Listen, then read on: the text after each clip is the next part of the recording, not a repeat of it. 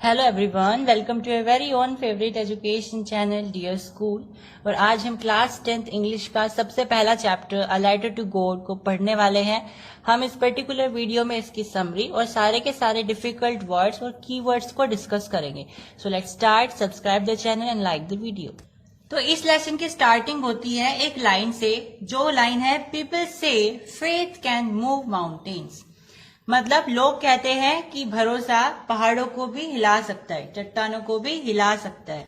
तो हम इस लेसन में देखेंगे कि क्या वाकई ऐसी बात है, क्या वाकई भरोसा रखने से कुछ भी पॉसिबल हो सकता है।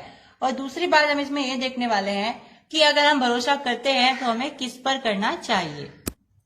तो ये इस कहानी का नाम क्या है? A letter to God. मतलब भगवान को या ईश्वर को हम यहाँ पे पत्र लिख रहे हैं। हम नहीं लिखेंगे, कौन लिखेगा हम इस लेसन में देखने वाले हैं।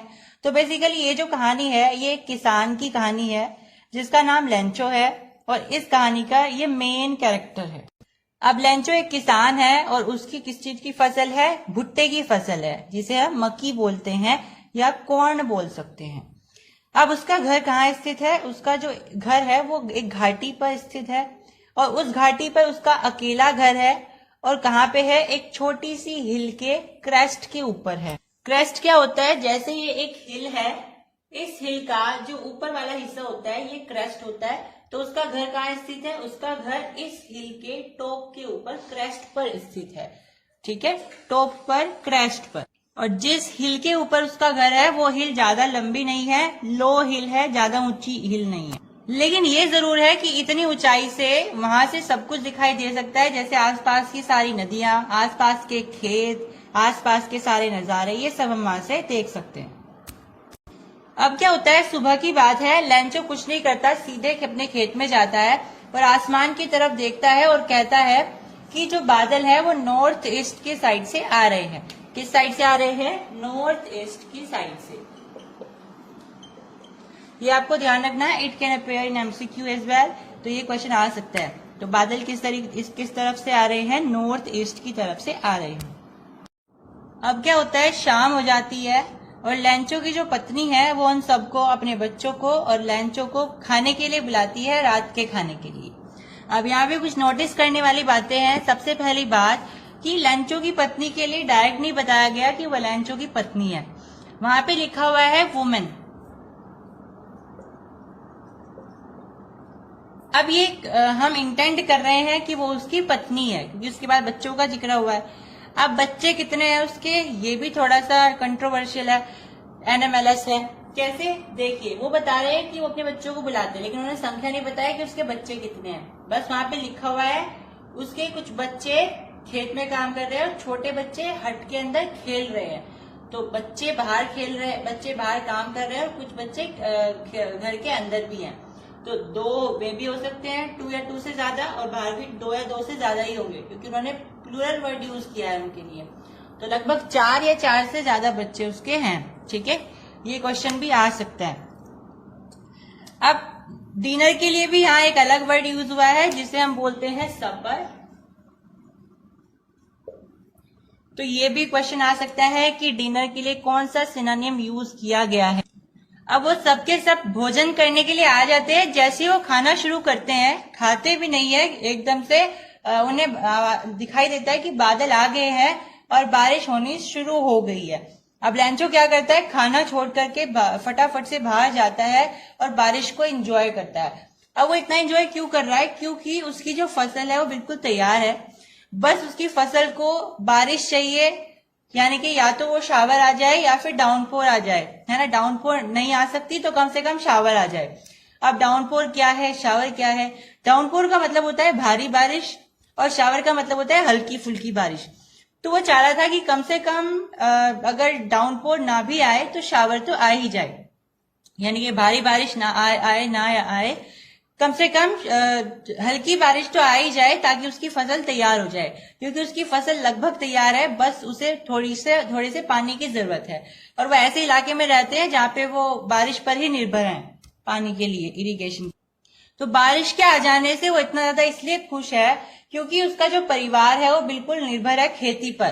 तो उनकी खेती अच्छी होगी तो वो खा पी पाएंगे। तो वो बहुत खुश हो रहा है क्योंकि बारिश उसकी क्या थी, होप थी, उसकी आशा थी कि बारिश हो जाए। क्वेश्चन क्या आता है कि लेंचो की क्या आशा थी, तो लेंचो की क्या आशा थी क्योंकि बारिश हो, और वो बारिश होने पे इतना खुश क्यों होता है, क्योंकि उसकी फसल बिल्कुल बारिश पर निर्भर थी और अगर बारिश हो जाती तो उसकी फसल तैयार हो जाती, तो इसीलिए वो बहुत खुश होता है जब बारिश आ जाती है। Is it clear? अब बारिश की बूंदे जो है अलग अलग डायमीटर्स की होती है, कुछ मोटी बूंदे होती है, कुछ पतली छोटी छोटी सी बूंदे होती है, तो वो बहुत खुश है इसलिए वो बारिश का नाम भी रख देता है। जो बड़ी बड़ी बूंदे हैं उनको वो 10 सेंट्स का नाम देता है और जो छोटी बूंदे हैं उनको वो 5 सेंट्स का नाम देता है। अब ये जो सेंट्स है ये करेंसी का नाम है जो कि यूएस में पहले यूज की जाती थी, तो हम ये समझ सकते हैं कि ये जो कहानी है वो हो सकता है यूएस की कहानी हो, क्योंकि यहाँ पे सेंट्स यूज हुआ है। ठीक है, तो सेंट्स जो है यूएस की करेंसी थी पहले। फिर वो बारिश को चांदी के सिक्के भी बोलता है, लेकिन ये जो बारिश थी ये थोड़ी देर ही बारिश आती है, उसके बाद ओले पड़ने शुरू हो जाते हैं। अब शुरू में तो उन्हें लगता है कि बारिश के साथ ओले आ रहे हैं तो कोई बड़ी बात नहीं है, उसके बच्चे भी इंजॉय कर रहे हैं, ओलों के साथ खेल रहे हैं, और वो भी ओलों को क्या कहता है फिर, फ्रोजन पर्ल्स कहता है। फ्रोजन पर्ल्स का मतलब होता है जमे हुए मोती। ठीक है, तो उनका भी उसने नाम रख दिया है क्योंकि वो बहुत खुश है। लेकिन उसकी जो खुशी थी वो ज्यादा लंबे समय तक नहीं रही। अब ये जो बारिश थी ये ओलों से फिर बहुत बड़े तूफान में बदल गई ओलों के, और उसकी जो सारी फसल थी वो सारी की सारी खराब हो गई, क्योंकि ओले जब पड़ते हैं तो फसल सारी की सारी नष्ट हो जाती है। उसकी सारी फसल बेकार हो गई, जितने भी फूल थे, जितने भी उस पे भुट्टे आ रहे थे वो सारे के सारे खराब हो गए, और ऐसा लग रहा था जैसे कि उसके खेत पर किसी ने नमक छिड़क दिया हो, क्योंकि जो ओले होते हैं व्हाइट व्हाइट से होते हैं, तो पूरे खेत पर ओले पड़ गए थे, तो ऐसा लग रहा था किसी ने नमक को स्प्रिंकल कर दिया हो। फिर लेंचो क्या कहता है जब बारिश खत्म हो जाती है कि अगर यहाँ पे टिड्डी दल भी आता, लोकस्ट का जो ग्रुप होता है ना, प्लेग ऑफ लोकस्ट, अगर वो टिड्डी दल भी आता, अगर हमारी फसल पे हमला करता, तो शायद इससे ज्यादा हमारे लिए छोड़ देता कि इस बारिश ने तो, इस ओलों के तूफान ने तो हमारे लिए कुछ भी नहीं छोड़ा है, सब नष्ट हो गया है, एक भी पत्ती नहीं बची, एक भी भुट्टा नहीं बचा है। अगर टिड्डी का दल आता तो कम से कम हमारे लिए थोड़ा तो छोड़ ही जाता। वो कहता है जितनी मैंने मेहनत करी पूरे साल वो सारी बेकार हो गई है, और हम इस साल भूखे रहने वाले हैं, हमें नहीं पता हमारा क्या होगा, हम मर जाएंगे भूख से। इस तरीके से वो टेंशन ले रहा था। तब उसकी पत्नी कहती है कि तुम टेंशन मत लो, भगवान किसी को भूख से नहीं मरने देता है और तुम भगवान पे विश्वास रखो। अब लेंचो के मन में बात बैठ जाती है कि भगवान सबका साथ देता है, और वो भगवान का बहुत मानता भी था, इसीलिए वो डिसाइड करता है कि वो अगले दिन जाकर के भगवान को लेटर लिखेगा। अब उसकी श्रद्धा देखिए, वो भगवान को ऐसा मानता है कि उसके आसपास ही है, लेटर लिखेगा तो वो पढ़ भी लेंगे, उसकी मदद भी करेंगे। इतना ज्यादा वो कोरेस्पॉन्डेंस है भगवान से, उसका इतना ज्यादा नाता है भगवान से। हालांकि वो एक किसान था, ओक्स ऑफ मैन उसके लिए वर्ड यूज हुआ है यहाँ पे, that is important word, ox of man. Ox of man का मतलब होता है एक ऐसा आदमी जो बहुत परिश्रम करता है, कठिन परिश्रम करता है। जैसे बैल जोतते हैं ना खेत, ऐसे वो बैल की तरह काम करता है खेतों में। लेकिन ऐसा नहीं है वो पढ़ना लिखना नहीं जानता है, वो पढ़ना लिखना भी जानता है और बहुत अच्छे से लिख भी सकता है। इसीलिए वो अगले दिन, संडे वाले दिन जाता है कहाँ पे, डाक खाने में, वहां से एक लेटर खरीदता है, स्टैम्प खरीदता है, लेटर लिखता है भगवान को, सारी बातें बताता है कि मेरी जो फसल थी वो खराब हो गई है, अब मुझे 100 पेसोस चाहिए। याद रखेंगे कितने पैसे चाहिए उसे, 100 पेसोस। यहाँ पे जो करेंसी यूज हुई है वो पेसोस है, ठीक है, ताकि मैं अपना बीज खरीद सकूं दोबारा से और अपनी फसल को उगा सकूं। अब वो लेटर को जमा कर देता है। फिर जब उसे लेटर मिलता है वो खरीदने जाता है, उससे पहले क्या होता है, डाकिये क्या चेक करते हैं कि किसे लेटर लिखा गया है ताकि वो उन्हें पहुंचा सके उनके घर, है ना। भाई डाकिये क्या करते हैं, अगर उन्हें ये चेक करना है कि उन्हें लेटर कहाँ पहुंचाना है, तो वो क्या चेक करेंगे, लेटर का एड्रेस क्या है, किसी आदमी ने कहाँ का एड्रेस लिखा है, तभी तो फिर वो उस लेटर को उस एड्रेस तक पहुंचाएंगे। अब जब वो लेंचो का लेटर पढ़ते हैं, उन्हें क्या पता लगता है, वहां पे क्या लिखा हुआ है, टू गोड, मतलब एड्रेस क्या है, गोड का एड्रेस है। तो जो पोस्टमैन है वो हंसता हुआ आता है किसके पास, पोस्ट मास्टर के। जो उनका मास्टर है, वहां पे जो हेड है वो है पोस्ट मास्टर, और जो आम डाकिये है वो है पोस्टमैन। तो पोस्टमैन के पास वो हंसता हुआ आता है कि देखिए सर, ये कितना पागल इंसान है, इसने भगवान को लेटर लिखा है। तो पोस्ट मास्टर भी हंसने लग जाता है, लेकिन वो एकदम से रुक जाता है। ऐसा क्यों? वो कहता है कि हम लोग हंस रहे हैं, लेकिन ये तो देखो कि इस इंसान की, जो भी इंसान है ये, इसकी भगवान से कितनी ज्यादा कोरेस्पॉन्डेंस है, कितना बड़ा नाता है कि ये भगवान को लेटर लिख रहा है, वो भी इतने कॉन्फिडेंस के साथ कि इसने डाक खाने में वो जमा भी कर दिया। फिर पोस्ट मास्टर क्या करता है, उस लेटर को पढ़ता है, उसे पता लगता है कि इस आदमी को 100 पेसोस चाहिए। वो अपने पूरे ऑफिस के लोगों को बुलाता है कि भाई हमें इस आदमी की मदद करनी है। फिर वो क्या करते हैं, अपनी सैलरी से जैसे तैसे करके इकट्ठा करते हैं पैसा। अब वो किस लिए कर रहे हैं? चैरिटी के लिए कर रहे हैं, क्या कि किसी का भला हो जाए, ठीक है। लेकिन फिर भी वो 70 पेसोस ही जुटा पाते हैं, 100 पेसोस फिर भी नहीं इकट्ठा कर पाते, लेकिन फिर भी वो उसकी मदद करना चाहते हैं। तो वो लेटर में 100 पेसोस की बजाय 70 पेसोस रख देते हैं as a reply from God. Lencho को ये लगे कि भगवान ने भेजा है। अब जब लैंचो अपना लेटर लेने आता है, तो वो ये देख करके कि उसमें 100 पेसोस नहीं है, 70 पेसोस है, खुश होने की बजाय बहुत ज्यादा गुस्सा हो जाता है।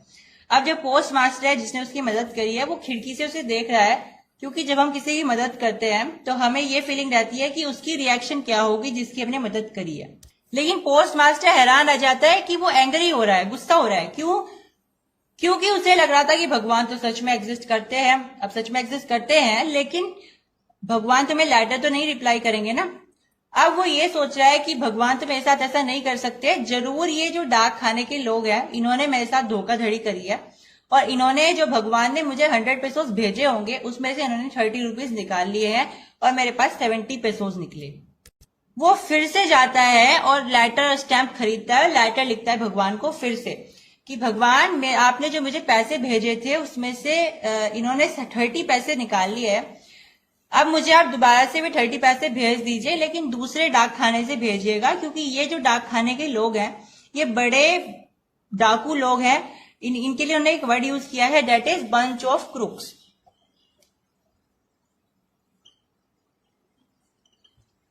बंच ऑफ क्रूक्स का मतलब होता है डाकुओं का पूरा झुंड।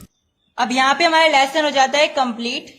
अब इससे हमें क्या मोरल मिल रहा है? एक तो यही हम लास्ट से समझ सकते हैं कि जो लोग हमारी एक्चुअली में मदद कर रहे हैं, हम कभी कभी उनको ही गलत समझ लेते हैं। और दूसरी बात यह है कि किसी पे भरोसा करना बहुत अच्छी बात है, लेकिन लिमिट में करना चाहिए कि उसकी कोई वैल्यू भी हो, right? So thank you class, have you subscribe the channel, hope you subscribe the channel and like the session as well. Thank you. Hello everyone, welcome to your very own favourite education channel Dear School. और आज हम आपके लिए लेकर के आए हैं class 10th English की फर्स्ट फ्लाइट का second chapter, Nelson Mandela Long Walk to Freedom. तो इस पर्टिकुलर वीडियो में हम इस चैप्टर की समरी प्लस डिफिकल्ट वर्ड्स को डिस्कस करेंगे। So let's start. अब ये जो कहानी है, ये नेल्सन मंडेला की एक किताब लॉन्ग वॉक टू फ्रीडम से एक एक्सट्रैक्ट उठाया गया है और हमारे सामने पेश किया गया है। बेसिकली ये एक ऐसा सीन है जहाँ पे एक ऐसी स्टोरी बोल सकते हैं जहाँ पे नेल्सन मंडेला जी साउथ अफ्रीका के प्रेसिडेंट बन जाते हैं। अब ये उनका प्रेसिडेंट बनना इतनी बड़ी बात क्यों हो गई कि चैप्टर छापना पड़ा उसके लिए?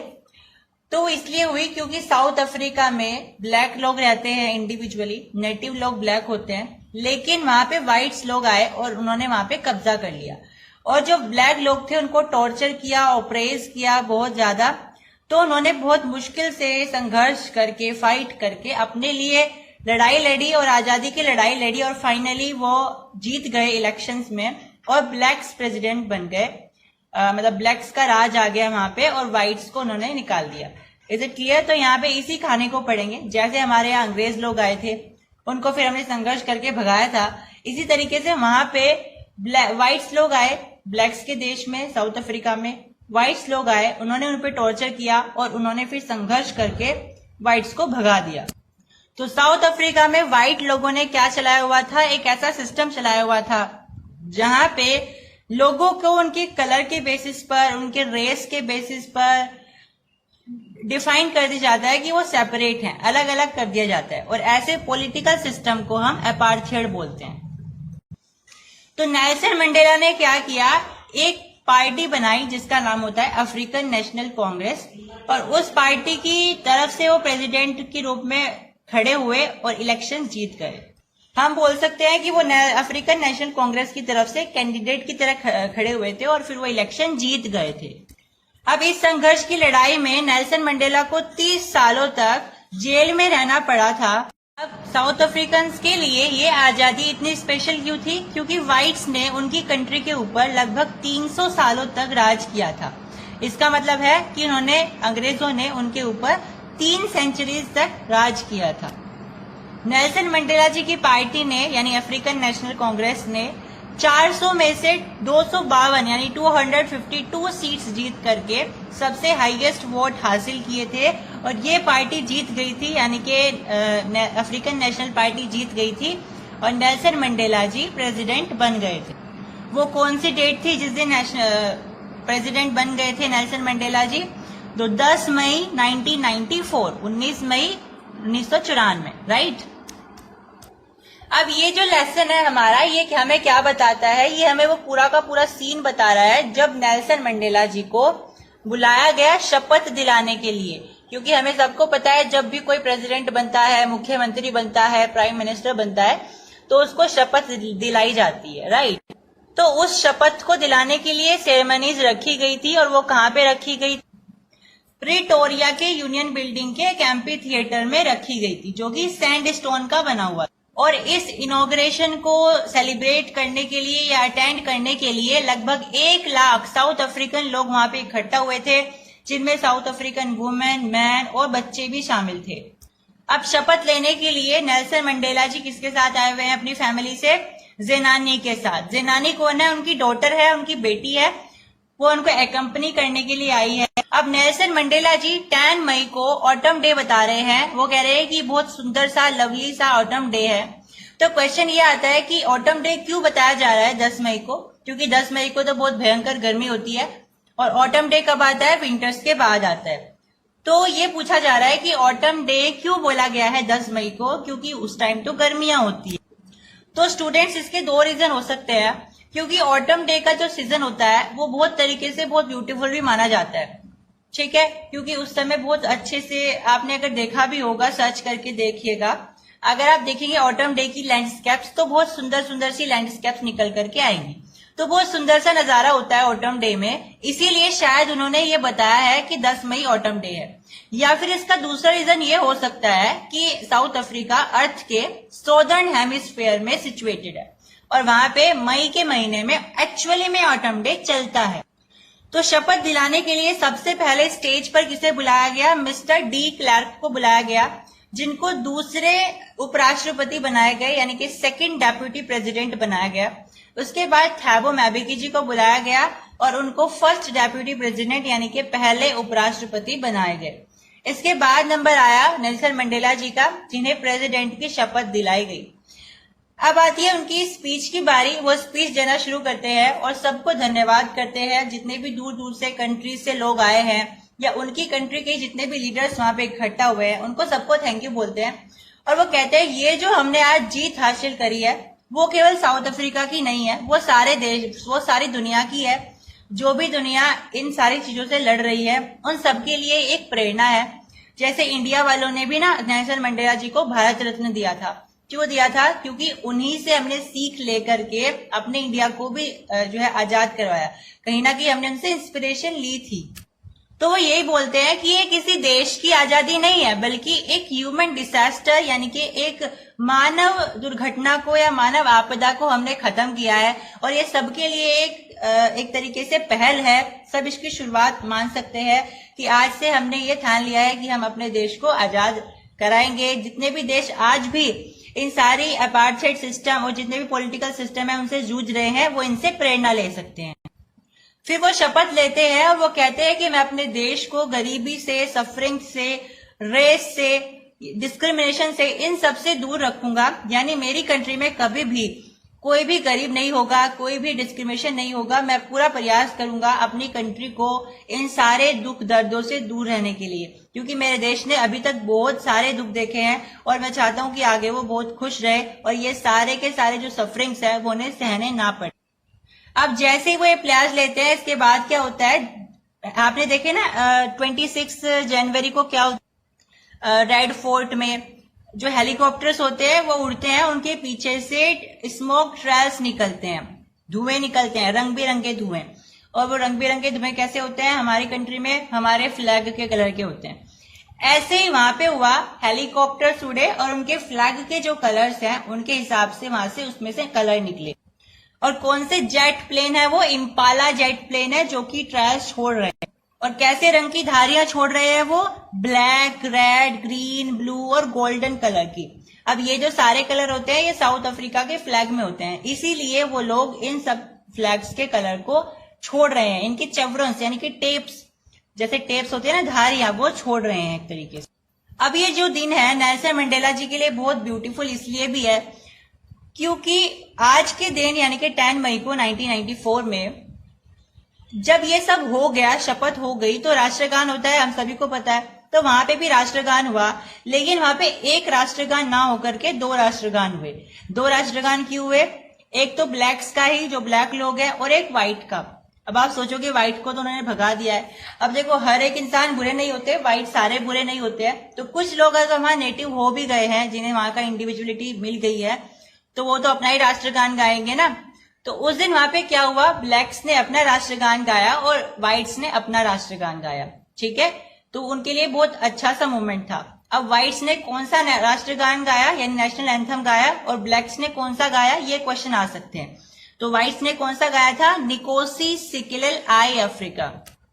यहां पे मैंने लिख दिया है, दैट इज निकोसी सिकिलल आई अफ्रीका। और ब्लैक्स ने कौन सा राष्ट्रगान गाया? Die stem. तो ब्लैक्स ने कौन सा राष्ट्रगान गाया है? डाई स्टेम नाम का राष्ट्रगान गाया है। अब सब लोग क्या कर रहे हैं? नेल्सन मंडेला जी को सैल्यूट कर रहे हैं। तो नेल्सन मंडेला जी अपने मन में ये सोच रहे हैं कि जो लोग मेरे ऊपर अत्याचार कर रहे थे कल, वो आज अगर मेरे पास पावर आ गई है तो आज मुझे सैल्यूट कर रहे हैं। यानी वो ये कहना चाहते हैं कि जो व्हाइट लोग या जो भी लोग व्हाइट्स के अंडर काम कर रहे थे, उन्होंने मुझे टॉर्चर किया था क्योंकि वो 30 सालों तक जेल में रहे थे।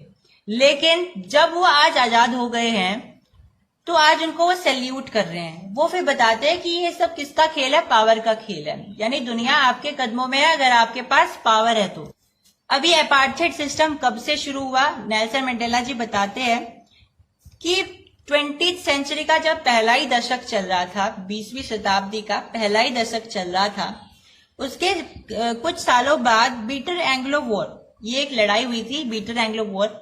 इसके कुछ सालों बाद जब नेल्सन मंडेला का जन्म हो चुका था, तो व्हाइट लोग क्या करते हैं? अफ्रीका में आते हैं और लोगों को उनके कलर के हिसाब से, उनके रेस के हिसाब से बांट देते हैं। एक ऐसा पॉलिटिकल सिस्टम लेकर के आ जाते हैं जिसके हिसाब से लोग अपने कलर, अपने जेंडर, अपने सेक्स के हिसाब से अलग अलग हो जाते हैं। मतलब मेल के लिए अलग, फीमेल के लिए अलग, ब्लैक्स के लिए अलग, व्हाइट्स के लिए अलग, है ना। ये सारे जो है डिस्क्रिमिनेशन वहां पे शुरू हो जाते।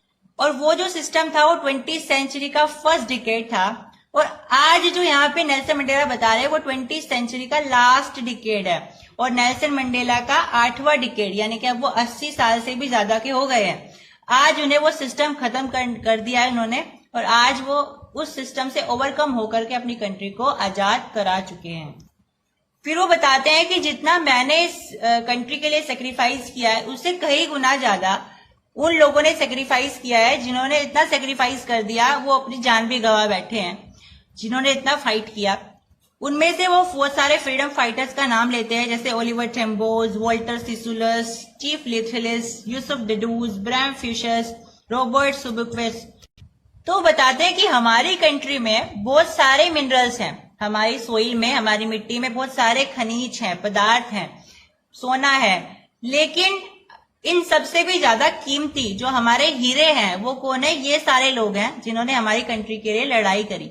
यानी ये सारे फ्रीडम फाइटर्स ही हमारे लिए उनसे भी ज्यादा वैल्यूएबल हैं, उनसे भी ज्यादा प्रीशियस हैं।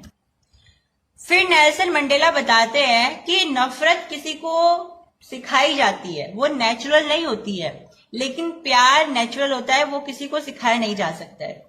वो उदाहरण के लिए बताते हैं कि जब मैं कैद में था, जेल में था 28 सालों के लिए, हालांकि आपके एनसीईआरटी ने 30 साल लिखा है, बट मुझे ऐसा लगता है करेक्ट रेशियो इसका 28 है, लेकिन जो आपके एनसीईआरटी में लिखा है आप वही मान करके चलिए। अब वो क्या बताते हैं कि जब मैं जेल में था ना, मेरी जेल के बाहर एक गार्ड खड़ा हुआ करता था।